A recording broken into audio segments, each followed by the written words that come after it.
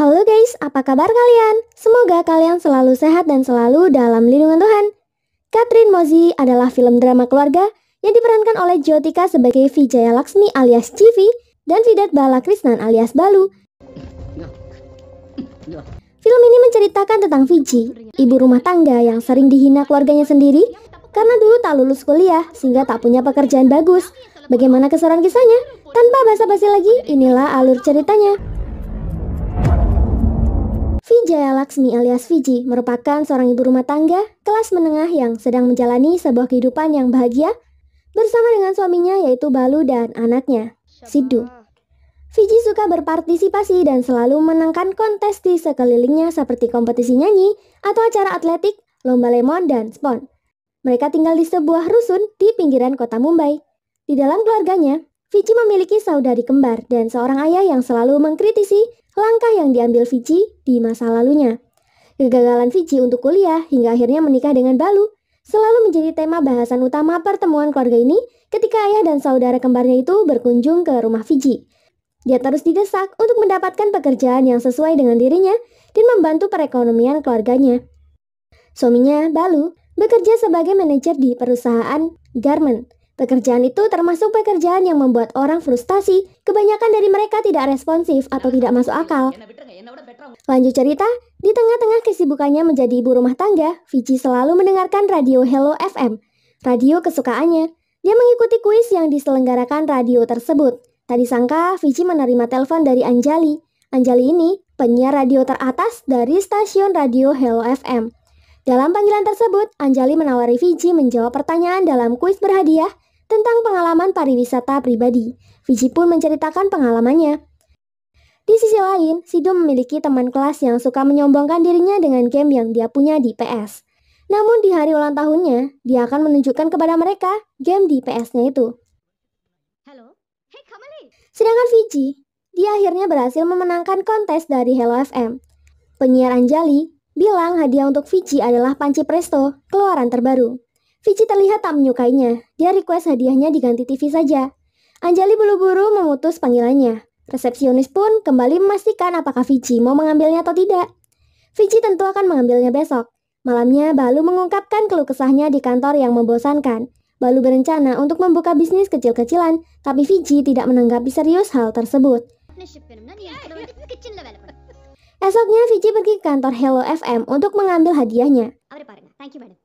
Di sana, Viji melihat audisi untuk posisi Archie. Dia sangat senang dan merasa bahwa ini adalah pekerjaan yang dia tunggu-tunggu. Tapi saat Viji meminta formulir ke resepsionis, dia disuruh mengirim audionya lewat email. Karena HP Viji kentang, dia minta diwawancarai langsung aja. Resepsionis pun terpancing emosi. Tiba-tiba Anjali datang. Anjali mengenali Viji dan masih tertawa mengingat lagu yang dinyanyikan saat dia menelpon. Anjali merasa harus membantunya. Dia mengajak Viji bertemu dengan atasannya bernama Maria. Di sana, Maria memperkenalkan Viji dengan Archie Kumki yang akan melatih Viji berbicara di radio. Tapi mendengar suara Kumki, Viji merasa geli dan tidak bisa berhenti tertawa. Maria menyuruhnya fokus dan mencoba sendiri menurut versinya. Viji mencobanya dan dia berhasil membuat Maria memberikan kartu namanya dan menyuruh Viji menelpon jika sudah siap. Sesampainya di kontrakan, ternyata lift rusak, jadi dia naik tangga. Tiba-tiba, dia memiliki ide. Viji menggoda Pak Lalci, pemilik toko barang-barang rumah. Viji menggunakan suara seksinya untuk memesan sapu dan menyuruhnya mengantar ke rusunnya yang berada di lantai 5. Lalci pun tergoda meski kakinya sedang nyeri. Dia kaget, ternyata tidak ada lantai 5 di sana. Merasa dikerjain, Lalci langsung memberikan sapu itu ke Viji yang sedang pura-pura menyapu di depan rumah. Viji juga mencoba suara seksinya kepada Balu, membuat Balu berpikir bahwa Viji sedang ingin enak-enak. Sehingga Balu memutuskan untuk pulang lebih awal dan menggoda Viji. Sayangnya, tetangga sebelah mengganggu pembuatan adik untuk Siddu. Di sisi lain, Siddu melihat temannya yang sombong itu bermain PS baru. Dia ingin mencoba, namun temannya tidak mau karena PS-nya mahal. Teman baiknya, Aswin, bilang kalau mereka juga harus beli satu PS, apapun caranya, dan menunjukkan pada bocah sombong itu kalau mereka bisa membelinya. Lanjut cerita, Viji akhirnya menelpon Maria, tapi Maria sedang rapat dengan klien yang meminta Kumki untuk membuatkan lagu tentang produk makanan papadumnya. Namun karena banyak mau dan permintaannya itu tidak sesuai dengan rima lagunya, Kumki jadi marah. Maria kecewa, Kumki sangat berani mengacaukan kliennya yang hendak membuat iklan di radio miliknya. Sementara di perusahaan Balu, sekarang diambil alih oleh cucu pemiliknya bernama Sandip. Dia sangat kasar dan memperlakukan Balu dengan tidak sopan. Meski Balu sudah bertahun-tahun membangun perusahaan tersebut, bahkan Balu harus memindahkan mejanya bersama dengan karyawan lainnya. Balu merasa syok hingga pulang dalam keadaan mabuk. Balu menceritakan hal itu kepada Fiji. Fiji pun bingung. Dia merasa harus segera mencari pekerjaan untuk membantu suaminya itu. Keesokan harinya, Fiji tak sengaja melihat brosur lowongan kerja di Kim sebagai resepsionis. Tapi sesampainya di tempat Jim, Fiji merasa ragu. Selain gajinya yang rendah, di sana dia harus memakai pakaian seksi. Di sisi lain, Kumki berusaha membujuk Maria yang masih marah karena kejadian kemarin. Kini gantian Maria yang sekarang ngamuk karena perlakuan Kumki kemarin. Maria lalu menelpon Fiji dan langsung menyuruh Fiji mengulangi teks yang sama saat wawancara kemarin. Fiji lalu melakukannya. Hal itu membuat cowok-cowok memandanginya. Maria pun menyuruh Fiji segera ke stasiun radio Hello FM. Di studio, dia diperdengarkan suatu rekaman contoh kasus orang yang tengah curhat. Anthony adalah seorang pengemudi mesin di kereta api. Walaupun hidupnya sudah sejahtera, namun dia tidak bahagia dan tidak bisa tidur dengan damai. Ada banyak kasus orang bunuh diri ditabrak kereta api. Itu membuat Anthony merasa dia telah membunuh mereka dan dialah yang bertanggung jawab atas kematian mereka. Kehidupannya terganggu karena rasa bersalahnya itu. Maria menanyakan apa respon yang akan Fiji berikan kepada Anthony. Fiji awalnya tak tahu harus berkata apa, lalu Kumki mencontohkannya.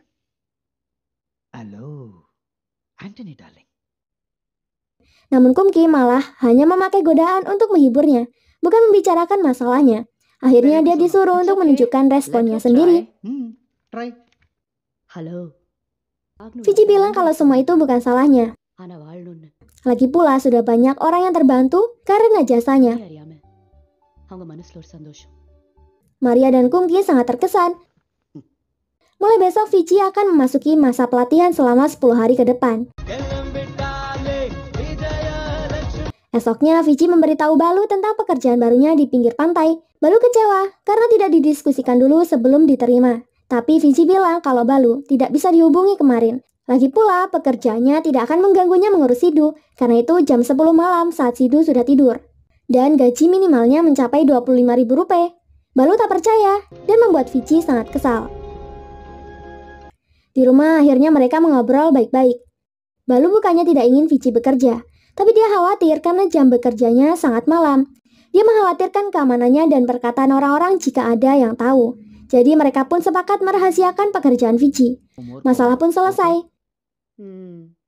Untuk lebih memastikannya, Balu datang ke kantor Hello FM dan menanyakan ke Maria terkait dengan keamanan Fiji untuk bekerja. Maria bilang Fiji akan mendapat fasilitas mobil dan sopir dari kantor, dan gaji awalnya adalah 30.000 rupiah. Akhirnya semua pun sepakat dengan program Fiji yang bernama Ngobrol Malam dengan Madu. Fiji pun mulai masa pelatihannya.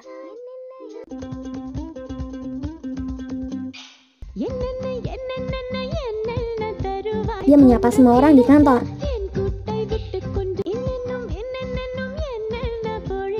Fiji pun punya banyak waktu untuk keluarganya. Kumki dan Maria juga membimbingnya dengan baik.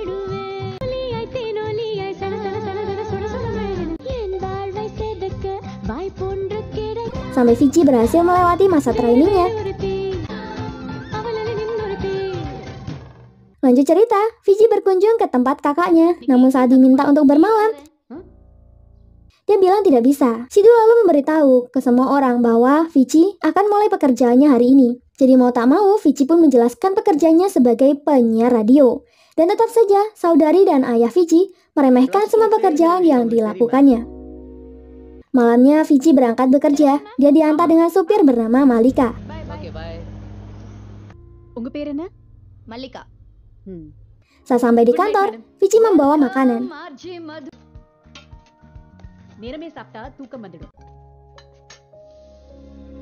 Fiji menyuapi Maria.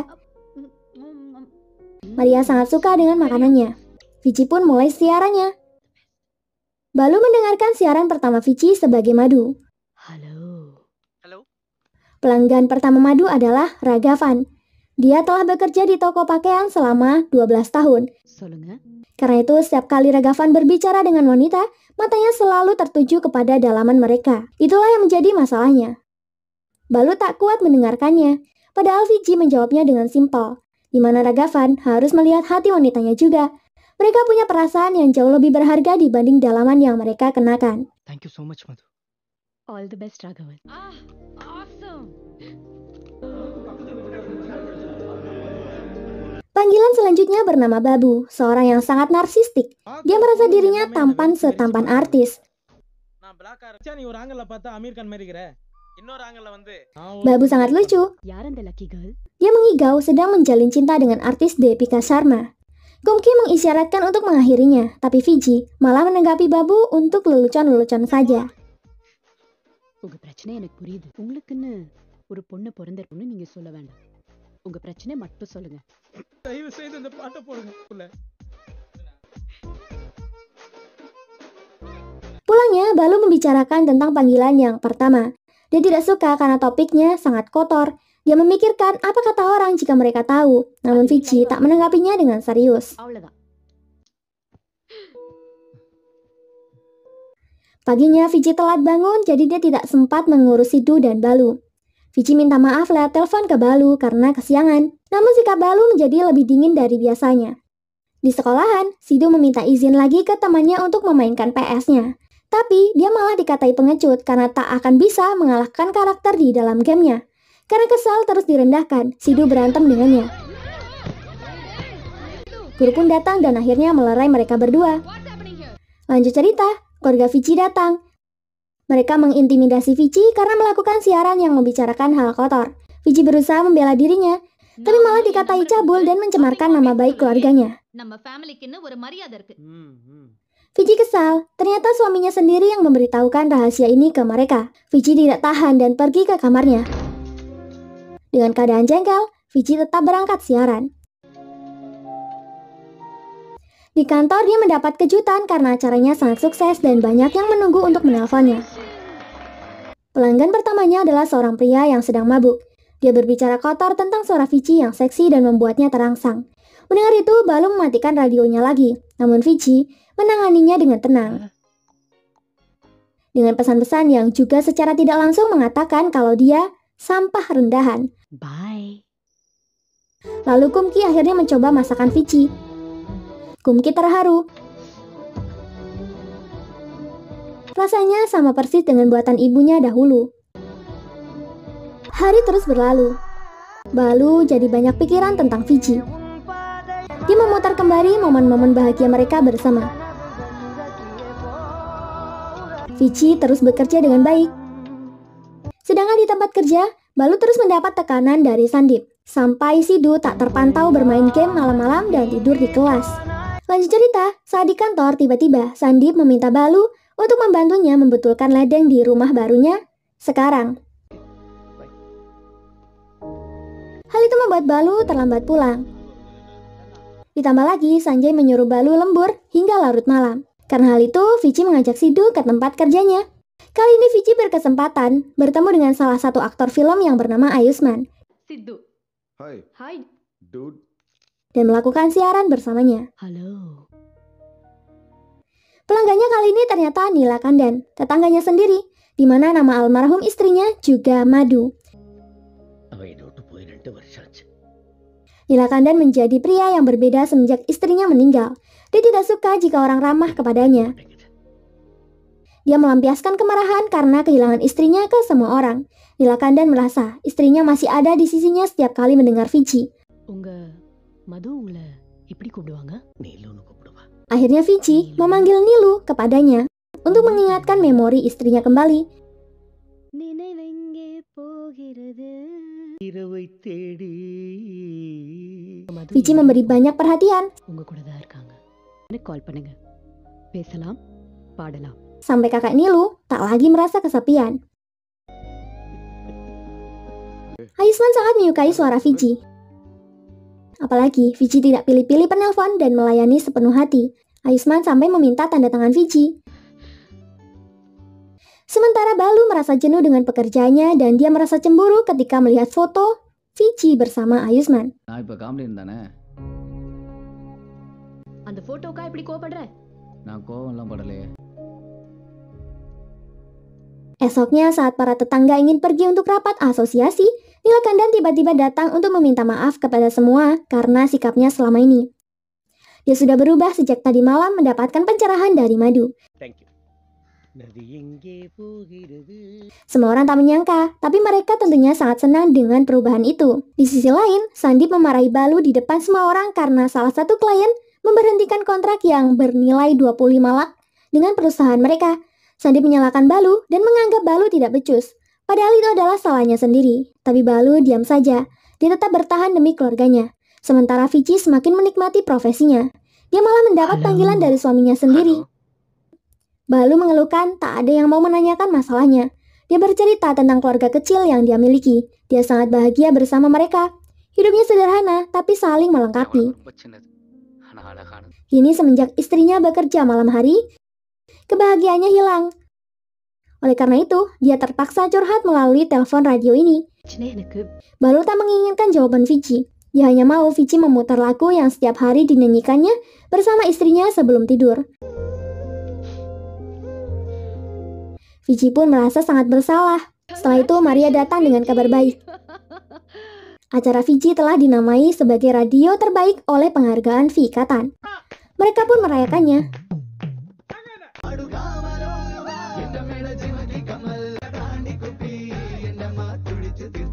Sehingga Fiji pun pulang sangat terlambat. Balu tak merespon Fiji dengan baik dan mengeluh tentang Sandip. Fiji menyuruhnya keluar dari pekerjaan itu, tapi Balu malah menjadi sarkastik, padahal Fiji ingin memulai bisnis bersamanya. Fiji menanyakan apa yang Balu inginkan karena 2 hari lagi dia akan mendapatkan gaji pertamanya. Balu bilang apa yang dia inginkan tidak dapat dibeli oleh uang. Fiji hanya bisa menahan air matanya. Paginya, Balu tidak menemukan HP-nya. Balu meminta Fiji menghubunginya di kantor jika sudah ketemu.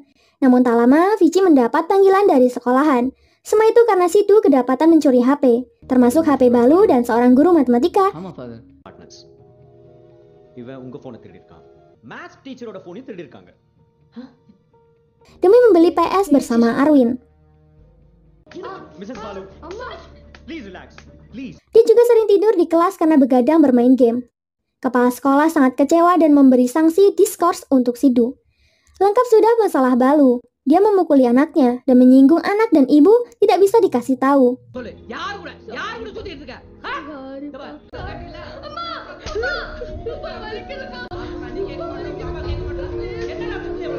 Malam harinya, Balu berniat menyekolahkan Sidhu dengan kakak Fiji agar berubah menjadi lebih baik, tapi Fiji tak menyetujuinya.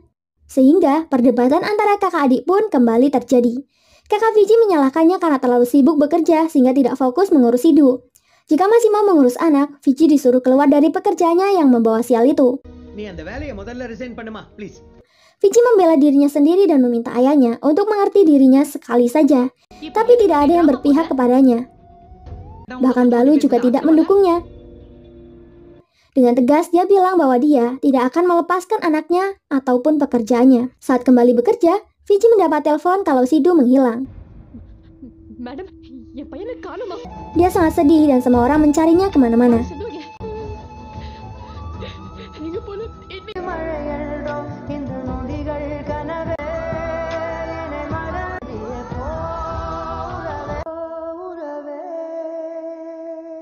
Tak lama, Balu melihat surat Sidhu yang diselipkan di dompetnya. Dia berkata, "Maaf ayah, sungguh minta maaf ayah. Aku tidak akan mengulanginya lagi. தெரியாம பண்ணிட்டேன். Jangan memarahi ibu karena aku. Aku tidak mau pergi dengan tante kembar. Mereka selalu memarahi ibu. Kumohon berpihaklah kepada ibu. Ibu baik, faktanya ibu sangat baik. Ayah baik juga. Aku anak nakal. Maaf ayah, maaf ibu." Fiji tidak bisa berhenti menangis selama Sidhu hilang. Sampai suatu hari polisi membawa Sidhu pulang. Ternyata dia ada di sekolahan, membujuk kepala sekolah agar tak jadi mengeluarkannya. Sidhu meminta maaf kepada orang tuanya dan memeluk mereka.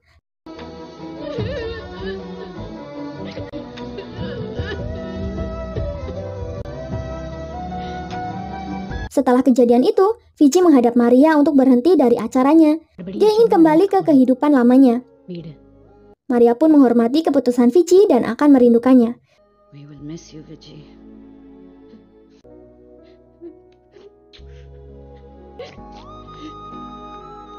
Fiji lalu melihat tukang catering di meja resepsionis yang sedang berdebat, di mana makanan dia tidak sesuai dengan lidah orang-orang kantor. Fiji punya ide, dia kembali ke ruangan Maria dan memintanya untuk memberikannya kontrak catering itu. எனக்கு தருவீங்களா madam? Dia pun mendapatkan kontraknya.